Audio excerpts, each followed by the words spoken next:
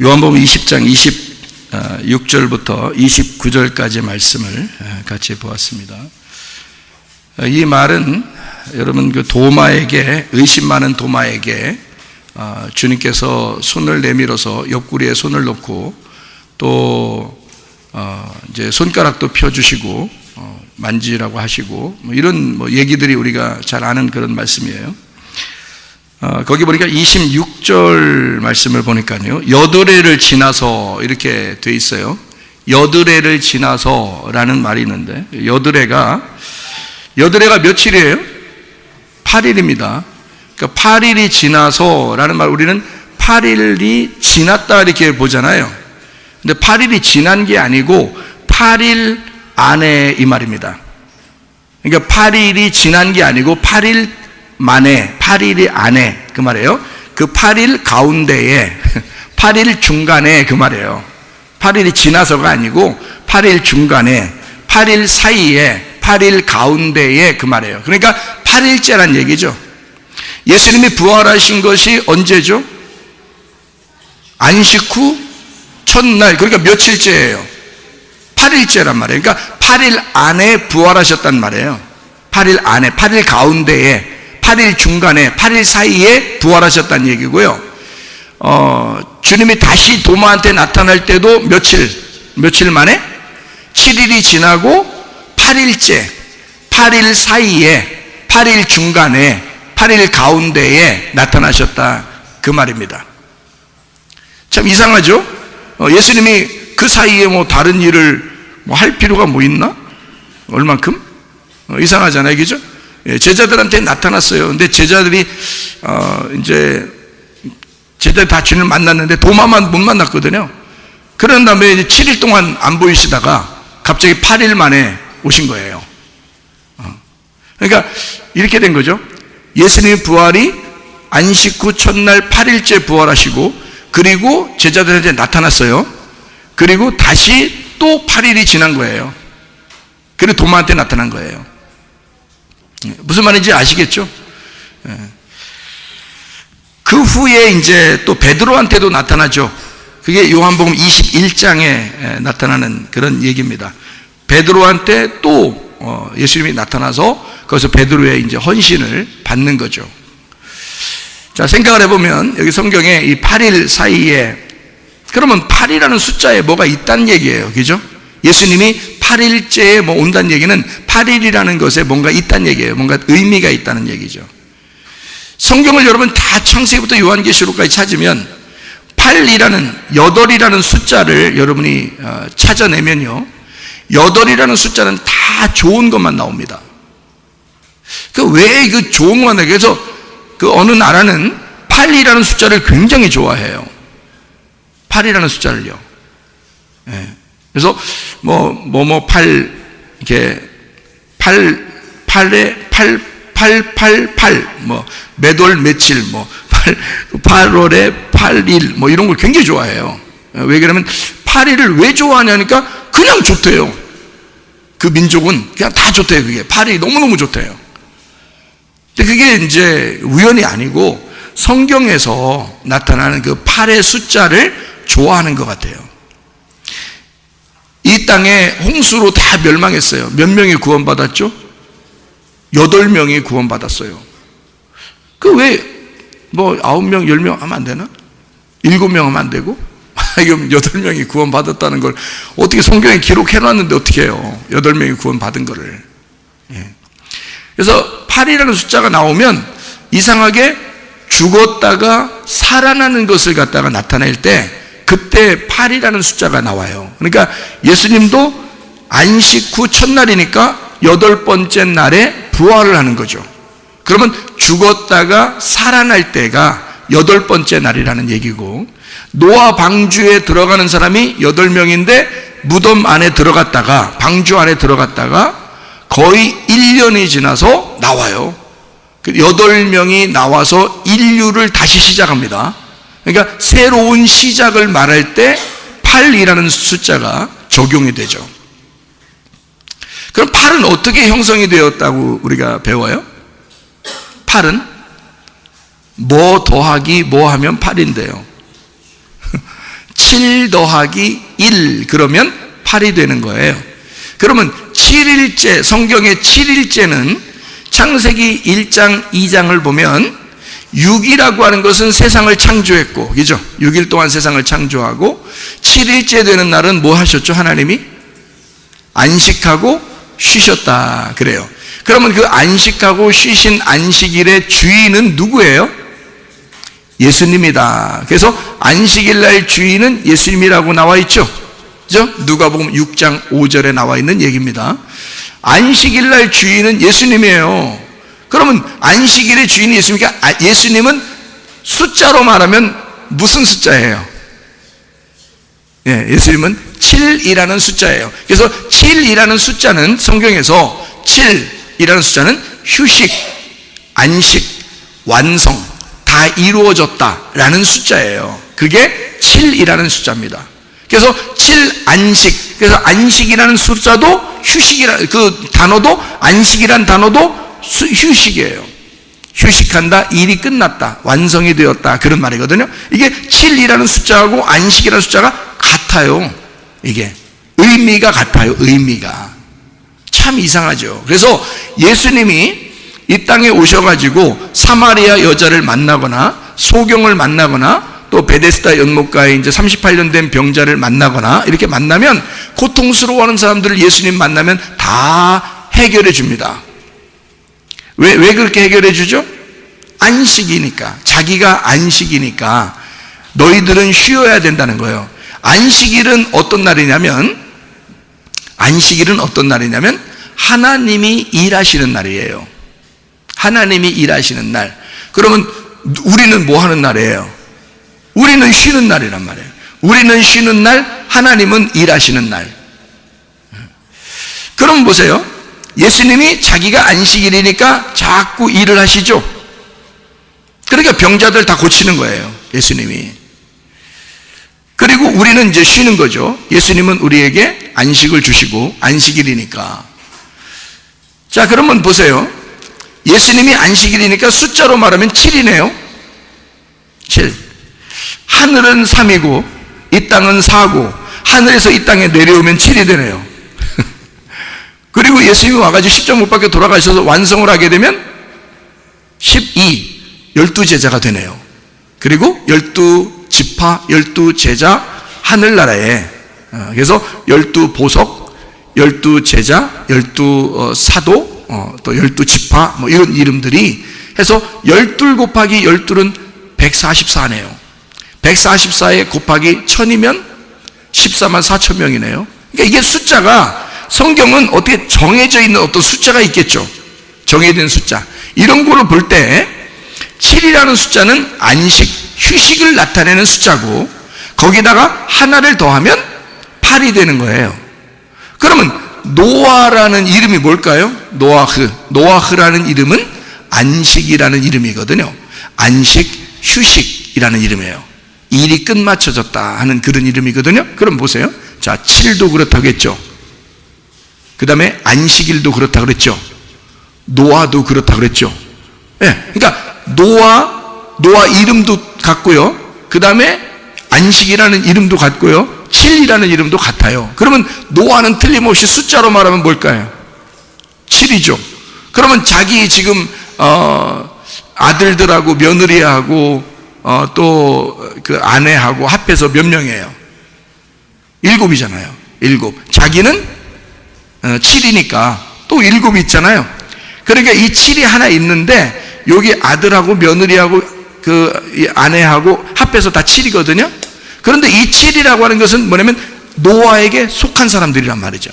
노아에게 속한 7이니까 이것을 반복해서 쓸 수 없어서 이걸 하나라고 볼 수 있는 거죠. 여러분, 여기 교회에 지금 많이 앉아 있어요. 이 많이 앉아 있는 사람들이 교회라 그래. 이거를 예수님이 우리를 교회라 그래. 그러면 이거를 여러 사람이라 그래, 하나의 신부라 그래. 하나의 신부라 그래. 그러니까 노아하고 그 여러 식구들을 하나의 신부라 그러는 거예요. 그래서 그걸 하나라 그러는 거야. 노아를 7이라 그러고 모든 사람을 하나라 그래. 그래서 이걸 합해서 8식구가 나온 거예요. 무슨 말인지 알겠죠? 다 합하면 8식구예요. 우리 교회하고 예수님이라는 칠하고 섞여지면 어떻게 될까요? 우리는 새로운 천국이 되는 거예요. 그게 여덟이라고 된다고요. 새로운 천국을 만났다. 그게 땅의 천국, 하늘의 천국이에요. 땅에서 그리스도의 신부인 교회가 되면 그러면 천국을 이루어요. 이렇게 천국을 이룬 사람이 하늘나라에 올라갈 때 하늘의 교회, 하늘의 신부, 하늘의 천국이 되는 거예요. 그래서 밑에 있는 교회가 위에 있는 교회가 되는 거예요. 그게 천국의 신부란 말입니다. 그러면 신랑은 예수님이고 여전히 신부는 교회가 되는 거죠. 그래서 교회하고 신랑하고 만나면 여덟이 되는 거예요. 그게 부활의 날이라고요. 새로운 시작의 날. 그래서 여덟 번째 날에는 부활을 하는 거예요. 그래서 여덟을 부활의 숫자다 이렇게 표현하기도 합니다. 7은 안식의 숫자다 이렇게 표현하고요. 이 땅에서 십자가 못 박혀 돌아가시기 위해서 오신 분을 7이라고 그래요. 그리고 그분이 죽으실 때까지 7이에요.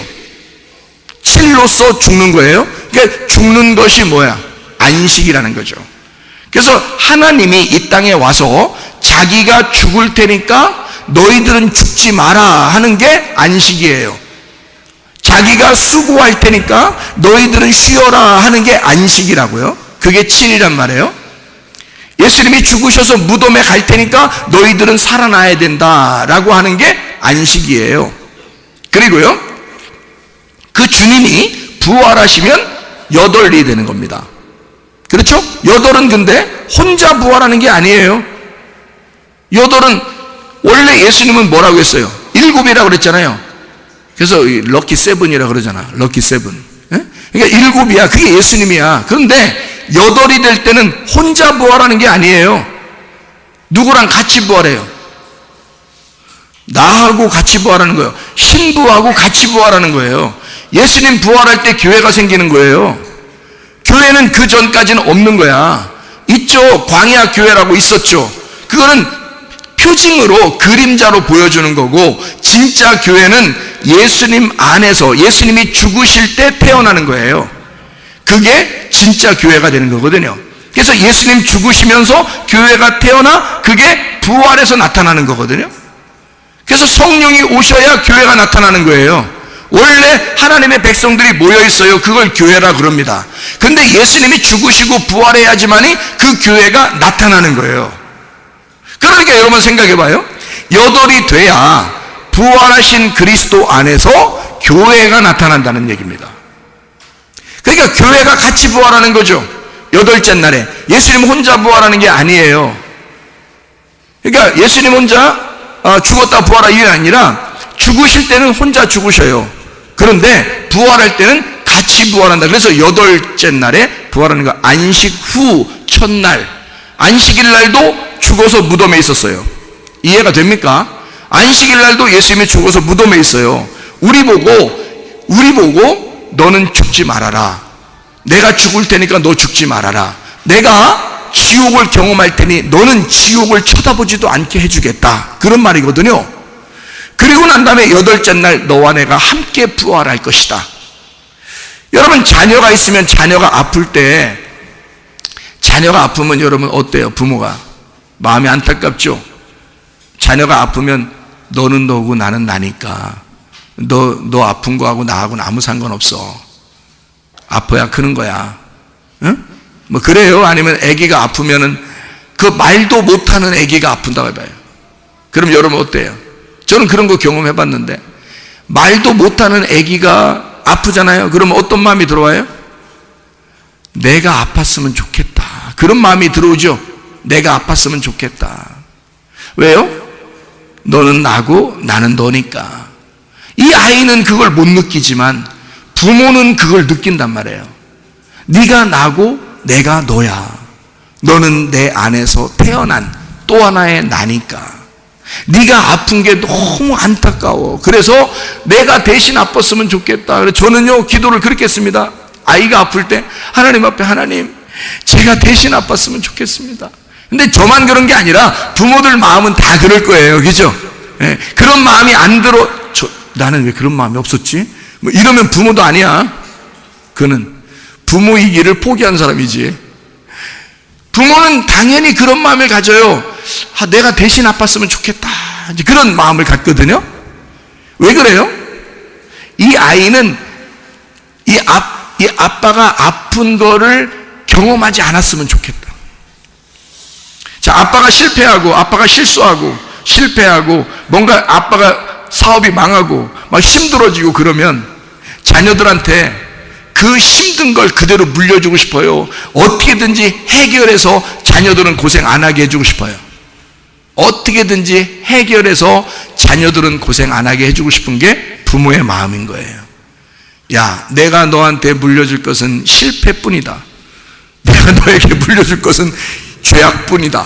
내가 너에게 물려줄 것은 집안 폭삭 망한 것뿐이다. 이러면 좀 이상하잖아요, 부모가. 그러니까 부모는 자기는 망했어도, 자기는 힘들고 고통스럽고 실수하고 실패하고 죄악 가운데 있어도 자녀만큼은 그렇게 살지 않았으면 좋겠다 하는 게 부모의 마음이잖아요. 맞죠? 그러니까 하나님 앞에 기도하는 거죠. 우리 자녀는 그렇지 않게 해주십시오. 행복하게 해주십시오. 우리 자녀는 건강하게 해주십시오. 우리 자녀는 평안하게 해주십시오. 우리 자녀는 늘 안전하게 해주십시오. 그렇게 기도하잖아요, 우리가. 그죠? 부모들의 마음은 그렇단 말이에요. 자, 우리들 마음이 그런데 하나님 아버지의 마음은 어떻겠어요? 하나님 아버지의 마음은 아들 예수를 보내서 너희들이 죽어야 할 것을 내가 죽을 테니 너희들은 살아나거라. 내가 죽을 때는 너희는 죽지 말아라, 그 말 아니겠습니까? 내가 지옥을 경험할 테니 너희들은 불구덩이라는 지옥을 경험하지 말아라. 너희들은 다시는 그걸 쳐다보지 않고 살게 해주고 싶다, 그 말 아니겠습니까? 그러니 예수가 우리를 위해서 죽으시고, 예수가 그 지옥을 경험하시고 우리를 다시는 죽지 않도록, 다시는 지옥에 오지 않도록 주님이 다 경험하시고 그리고 부활하셨단 말이에요. 그러니 우리는 뭐 지옥을 가고 싶어도, 지옥이 어떤지 보고 싶어도 보지 못하는 사람, 죽고 싶어도 죽지 못하는 사람이 됐다, 그 말입니다. 기분 나빠요? 예수님이 혼자 다 경험하고 우리 좀 경험해야 되는데 우리 경험 못해서 기분 나쁘시냐고. 그거 아니라고. 부모는 그 마음이 아니라고. 부모는 우리 아이가 한 번도 안 아팠으면 좋겠다고요. 우리 아들이, 우리 딸이 한 번도 실패 안 했으면 좋겠다고요. 그게 부모 마음이라고요, 여러분. 지옥 안 가고 천국만 봤으면 좋겠다고요. 여러분, 텔레비 같은 거 보면 무서운 거, 막 귀신 같은 거 나오고 이런 거 있잖아요. 보지 마요, 그런 거. 응? 그런 거 어쩌다 보니까 막 보이고, 어쩌다 보니까 뱀이 나오고 막 이런 게 있잖아요. 뭐 텔레비 같은 거 볼 때 그러잖아요. 그러면 애들이 옆에 있어, 애들이. 그러면 애들이 그 뱀 보면서 딱 이게, 자, 우리가 보고 있는데 뱀이 나왔어. 그러면 애들한테 눈 똑바로 떠! 저거 잘 봐. 이래요? 아우, 막 애들 눈 가려주려고 그러고 자기도 눈 감고 막 이러죠? 막 귀신이 나왔어. 밤에 하면서 그 텔레비에서 밤에 전설에 뭐 귀신이 나왔어. 그래서 막 이러면 있잖아요. 애기들 옆에 보면은 어때요? 눈 똑바로 또 잘 봐. 눈 똑바로 또. 저런 게 귀신이야. 네 속에 들어간다. 화장실 가면 꼭 있어. 이런 거. 아니, 그렇게 해요? 아니면은 막 그런 거 하면 막 가려주고 저런 거 보면 안 돼! 막 텔레비 채널도 돌리고 막 이렇게 하죠. 왜 그래요?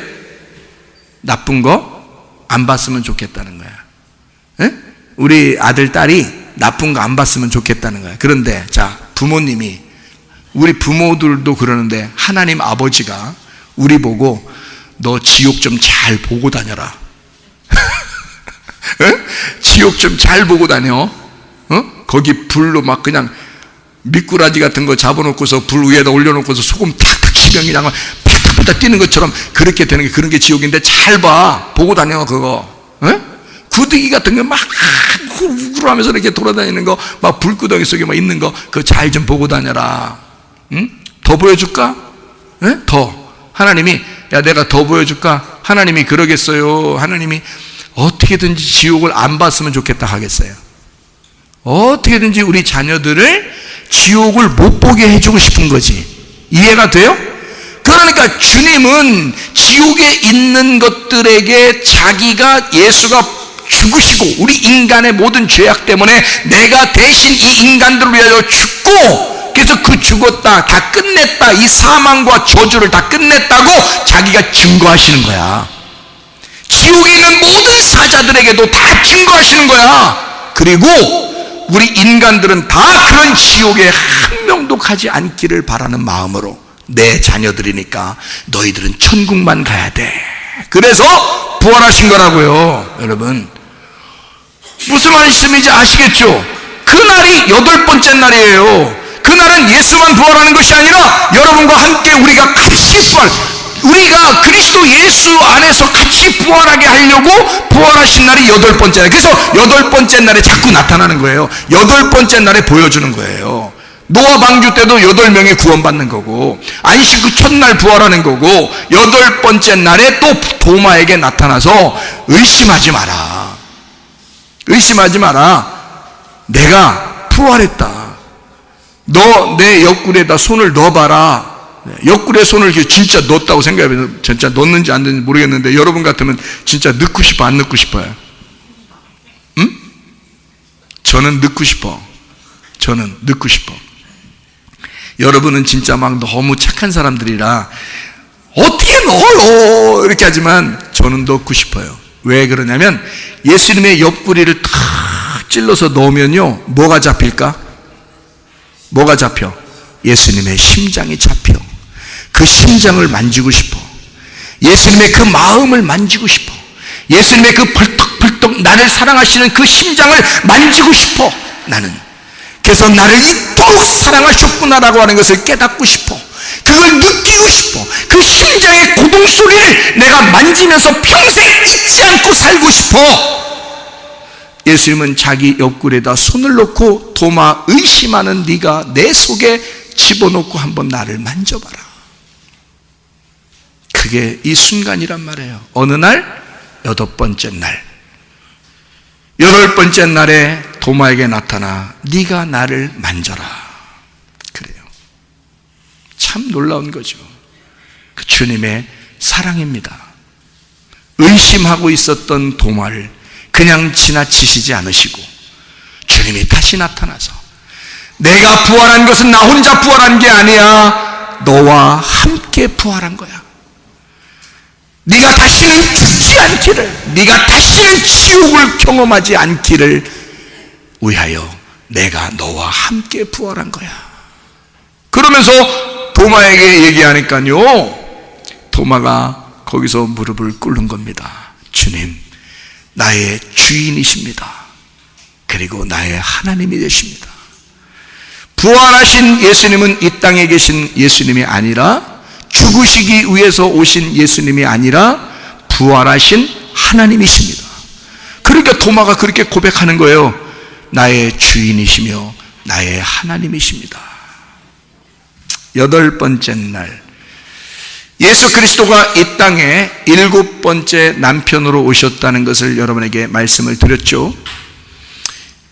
사마리아 여자가 몇 명의 남편이 있었다고요? 6명. 5명이 지나치고 6번째 남편이 지금 집에 있다, 이렇게 얘기했으니까 6 남편이 있는 사마리아 여자에게 예수님이 와서, 안식이라는 예수님이 와서 그 여자에게 남편이 되시면 창조가 완성이 된단 말이에요. 그러면 그 여자는 예수와 함께 죽는 것이고 그 예수를, 그 진리를 깨닫게 되는 겁니다. 그러면은 부활할 때 예수 그리스도와 함께 부활하게 되겠죠. 그래서 예수님과 함께 있는 자가 예배하는 때, 그때가 부활의 날이다, 이렇게 예수님이 소개하는 것이 요한복음 4장입니다.